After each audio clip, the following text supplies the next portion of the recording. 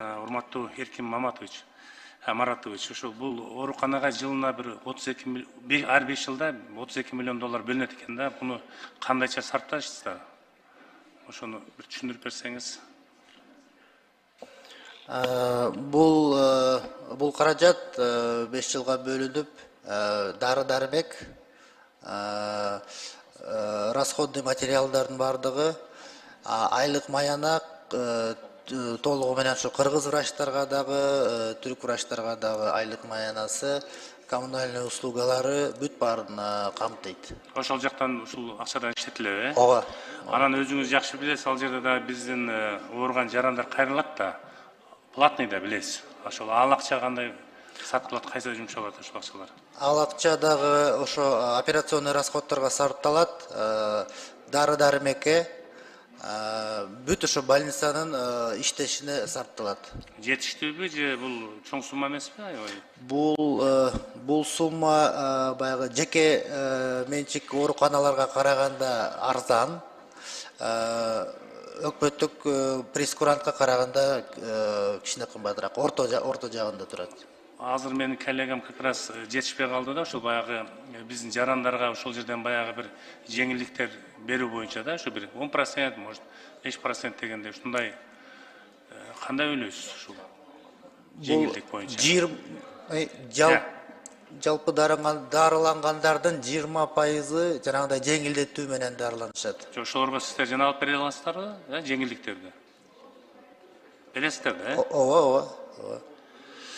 Анан баягы айтып кеттиңиз дагы, баягы 20 биздин дарыгерлер жылын барып, ошол адил текшерип, медициналык.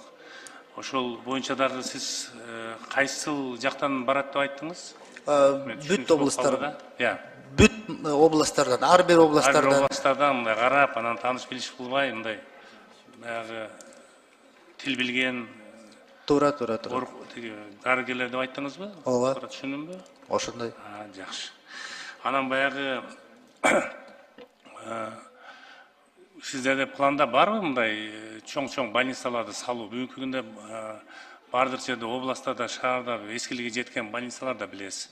Элдин саны дагы илгери билесиз, аз болчу. Азыр бүгүнкү күндө элдин саны аябай көбөйүп, бүгүнкү күндө больницаларда батпай атат да, оорулар. Байкап атасыз да. Анан планда барбы бир чоң больницаларды салуу? Ооба, туура айтасыз, Азбек Атакозович. Биздин больницалардын эскилиги жетип бүткөн, пландар бар. Пландар мамлекет боюнча биз 5 жылга бөлүп, уюмдардын инвентаризация кылып атабыз азыр. Канчасы аябай ветхий, канчасы под снос кетиш керек, канчасын ремонттосо болот. Инвентаризация кылып бүтүп, ошо бир 2 жуманын ичинде биз планыбызды киргизебиз. Албетте эң алыскы региондордон баштайбыз, анан эң баягы начар состояниядагы больница, ЦСМ, санэпидстанциялардан баштайбыз.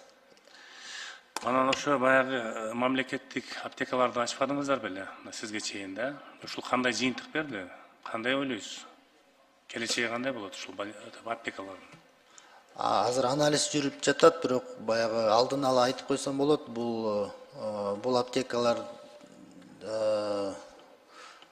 чын айтса баягы элге жеткилимдүүлүктү күчөтүү максаты менен түзүлгөн, баасы жагынан дагы, анан кийин географиялык жактан дагы жеткиликтүүлүктү жогорулатуу үчүн түзүлгөн. Ал максаттарга алдын ала жетпей атышат. Жетпей атат да?